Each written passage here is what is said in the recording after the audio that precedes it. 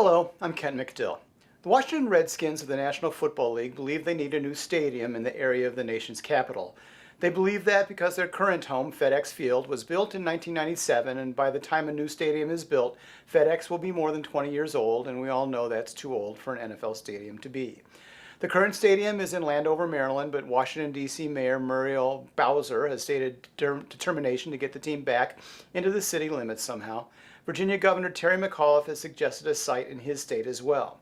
The Redskins hired famed Danish architectural firm BIG to come up with a stadium design, and they came up with a doozy.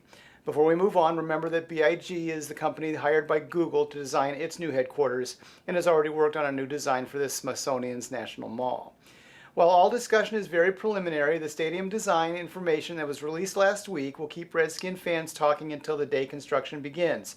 The main talking point about the new stadium design is it has a moat. That's correct. The entire stadium is surrounded by a waterway. Think of a lazy river design at your local water park, but add hydraulic jets that will turn the moat into a surfing venue. Designers suggest that the moat could also be used for kayaking and converted into an ice rink in the winter. Outside of the moat is a large walking path, which designers envision to serve as an exercise lap for walkers, runners, and whoever's still on rollerblades these days.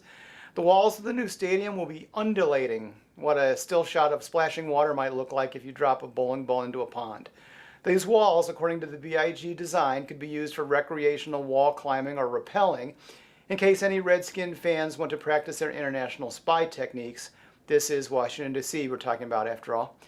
The National Football League is forever criticized for perceiving itself as larger than life, and certainly larger than any single fan who might be interested in attending a game.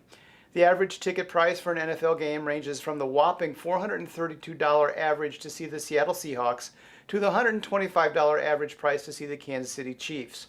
Multiply those numbers by at least 2 because no one goes to a game alone. Add in parking and concessions, and the average fan can spend at least $500 and much more than 4 figures to see an NFL game. The league does not worry too much about accessibility when it does not need to. There's no economic forecast on the horizon that suggests the NFL's days of compiling stockpiles of cash will end anytime soon. So perhaps it makes sense that the latest NFL new stadium design includes a moat, because nothing screams peasants not allowed like a moat. I'm Ken McDill. Thanks for watching.